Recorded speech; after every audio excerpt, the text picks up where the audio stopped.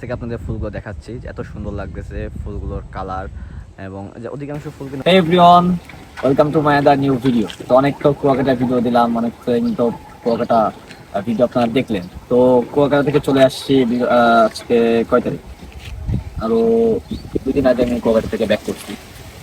তো আজকে আসছি হচ্ছে কি আমাদের খুলনার ভিতর পদ্ম ফুল ফুটেছে একটা প্লেসে, সেটা হচ্ছে কি আমাদের খুলনা ভার্সিটিতে, আমাদের সবার প্রিয় খুলনা ভার্সিটিতে।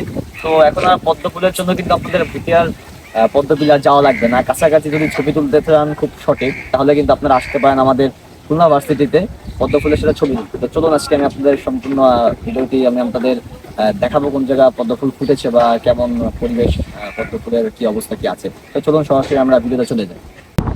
তো গাইজ আমরা কিন্তু চলে আসি সেই পদ্ম যেখানে ফুটেছিল সেখানে, যে আপনারা দেখতে পারতেছেন এই যে কত সুন্দর সুন্দর পদ্ম ফুল ফুটেছে এখানে, এই যে পদ্ম ফুলগুলা। আচ্ছা, এর লোকেশনটা হচ্ছে কি আমাদের যে ক্যাফেটেরিয়া দেখতে পাচ্ছেন, এই যে সামনে যে ক্যাফেটেরিয়া তার পাশেই। তো আরো সহজ করে যদি বলি, সেটা হচ্ছে আচার্য জগদীশ চন্দ্র বসু একাডেমিক ভবনের ঠিক অপোজিট হচ্ছে গিয়ে সেই পদ্মগুলো ফুটেছে। তো এই পদ্মগুলো কিন্তু ভার্সিটির সৌন্দর্য কিন্তু আরো খুব সুন্দর বাড়িয়ে দিয়েছে, খুব সুন্দর লাগতেছে দেখতে।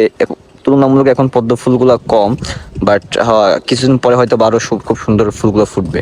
তো গাইস আমি আরো কাছ থেকে আপনাদের ফুলগুলো দেখাচ্ছি, এত সুন্দর লাগতেছে ফুলগুলোর কালার এবং অধিকাংশ ফুল কিন্তু মরে গিয়েছে। যে এগুলো ফুল বেশি দিন ফুটে থাকে না, সর্বোচ্চ গেলে 1-2 দিনের ভিতরে আবার কিন্তু মারা যায়, আবার নতুন ফুল ফুটে। যে কুড়ি কিন্তু এসেছে, 1-2 দিনের ভিতরে আরো খুব সুন্দর সুন্দর ফুল ফুটবে এখানে।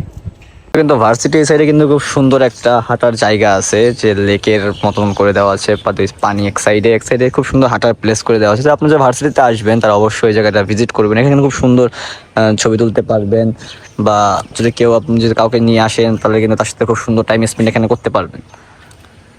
তো গাইস এছাড়া কিন্তু এখানে কিন্তু এবার নতুন করে কিন্তু আবার সূর্যমুখী ফুল ফুটেছে, যে দেখতেছেন, এবং রাস্তার কাজ চলতেছে, নতুন রাস্তা করতেছে।